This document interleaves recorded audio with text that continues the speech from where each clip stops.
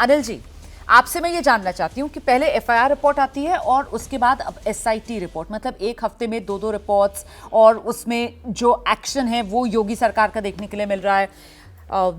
जो एसडीएम है और जो सीओ है उनके समेत 6 अफसरों को निलंबित कर दिया गया है। संतुष्ट हैं आप इस एक्शन से, कार्रवाई से? प्रवाना जी, यदि आप उन तस्वीरों को देखेंगे, जितनी बार भी उन तस्वीरों को, और कोई भी व्यक्ति, आप और हम छोड़िए, आम आदमी भी देखेगा, उतनी बार उसका कलेजा फटेगा, उसकी आत्मा से त्राही त्राही की आवाज़ आएगी। इतनी दर्दनाक जो हादसा है हाथरस का वो हुआ है। और मैं समझता हूँ इस दर्दनाक हादसे के लिए पूरी तरीके से 2 बाबा जिम्मेदार हैं। मुख्य रूप से योगी आदित्यनाथ जी, बाबा जो पहले बाबा हैं, जो प्रदेश के मुख्यमंत्री हैं, क्योंकि प्रदेश की सुरक्षा की, जो नागरिकों की सुरक्षा की जिम्मेदारी है वो योगी आदित्यनाथ जी की है। ऐसे कार्यक्रमों में जो व्यवस्था की जिम्मेदारी होती है वो सरकार की जिम्मेदारी होती है। और खुद उन्होंने, आज तो पहले तो मान भी नहीं रहे थे, आज जो कार्रवाई हुई है, क्योंकि प्रशासन के कई अधिकारियों को निलंबित किया गया है, क्योंकि प्रशासन वहां पर मौजूद ही नहीं था, प्रशासन के लोग हिलाहिली में लगे हुए था। नहीं, एक्शन तब हुआ जब विपक्ष के नेता आदरणीय राहुल गांधी जी हाथरस में पहुंचे, वहां पर लोगों से मिले, योगी आदित्यनाथ जी को चिट्ठी लिखी, और अभी भी एक्शन तो आधा ही हुआ है। उन लोगों के मुआवजे का क्या, 2 लाख रुपए योगी आदित्यनाथ जी ने मुआवजा दिया है। राहुल जी ने मांग की है कि आप उसको ज्यादा से ज्यादा करिए, भाई लोगों ने अपने परिजन खोए हैं। और दूसरी जिम्मेदारी आप मुझे बताइए कि पहले दिन से सरकार दिखाई दे रहा है कि बाबा को, जो भोले बाबा है, दूसरे बाबा है वो, सरकार उनको बचाने की कोशिश कर रही है। मैं कह रहा हूं कि ये क्लीन चिट और एसआईटी की बात तो हम आज कर रहे हैं, ये फैसला तो योगी आदित्यनाथ जी की पुलिस ने पहले दिन ही सुना दिया था। कैसे? जब एफआईआर जब दर्ज हुई तो वहां पर बाबा का नाम ही नहीं था, जबकि आपने पूरे चैनल पर दिखाया कि भाई जो चरण रज थी उसकी अनाउंसमेंट हुई, वहां पर लोगों में भागा दौड़ी हुई उसके लिए जो हुआ।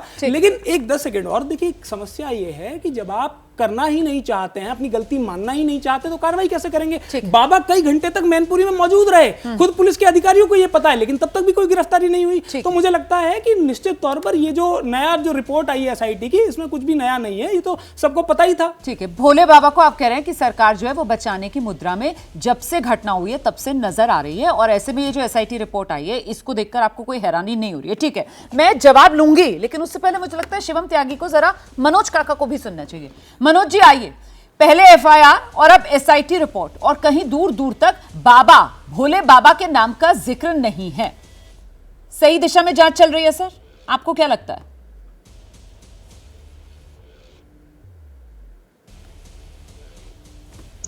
जांच किस दिशा में चल रही है इसका आकलन तो न्यायालय करेगी, लेकिन जांच को जो देख के प्रतीत हो रहा है, जो एसआईटी ने 3-4 जो पॉइंट दिए हैं, उन पॉइंटों को आपने भी पढ़ा, मैंने भी पढ़ा। एसआईटी ने कहा कि इसमें बाबा का दोष नहीं है। एसआईटी ने दूसरी रिपोर्ट क्या दिया कि स्थानीय अधिकारियों ने उच्च अधिकारियों को समुचित सूचना नहीं दी।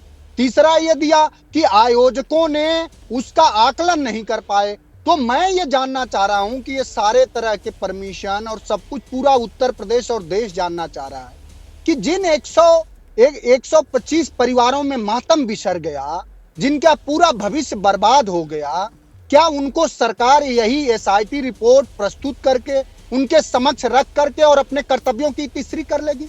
अगर किसी को जानकारी नहीं थी तो उत्तर प्रदेश का एलआईयू डिपार्टमेंट, उत्तर प्रदेश का आईबी, उत्तर प्रदेश का खुफिया डिपार्टमेंट, और सारे डिपार्टमेंट के बाद डीजी, और डीजी के बाद गृहमंत्री। गृहमंत्री उत्तर प्रदेश का कौन है? मुख्यमंत्री है। तो जब सवाल यह है कि आप हर तरह के, वही बात है कि वकील भी तुम हो, दलील भी तुम हो, तुम जिसे चाहो हलाल कह दो, कर दो, जिसे चाहो हराम कह दो। तो जब सब चीज योगी आदित्यनाथ जी के चूंकि संरक्षण में हो रहा, उत्तर प्रदेश में, अभी मैंने आपसे कई संवादों में बताया, फतेहपुर जनपद में तो एक बेटी की लाश सड़ती हुई मिली। हम जहां जिस जनपद से आपसे बात कर रहे हैं, चंदौली में रोमाना, अभी एक व्यक्ति की सत्ता संरक्षित लोगों ने हत्या कर दी, अशोक प्रजापति की। तो जब सरकार अपने संरक्षण में सब कुछ बचाना चाहती, मुख्यमंत्री जी में अगर जरा सी भी नैतिकता होती तो सबसे पहले वहां के डिस्ट्रिक्ट मजिस्ट्रेट को, कप्तान को और एडीजी जोन को बर्खास्त करते। सबसे सर्वोच्च अधिकारी वो है, और वो एलआईयू की अगर रिपोर्ट नहीं ले पा रहे हैं तो और कर क्या रहे हैं? ठीक है। जैसे ही घड़ी का काटा दोपहर 2:30 पे आए, बबीता जी का दिल सास बहू साजिश के लिए मचल जाए। और ये है इनकी बहू, पूरे दिन ऑफिस की टेंशन हो जाए गॉन जब ये करें अपना फेवरेट शो फ्री टाइम पे ऑन। इनकी तरह आप भी देखिए अपना फेवरेट शो अपने टाइम पर, और डाउनलोड कीजिए एबीपी लाइव ऐप अपने स्मार्ट टीवी पर।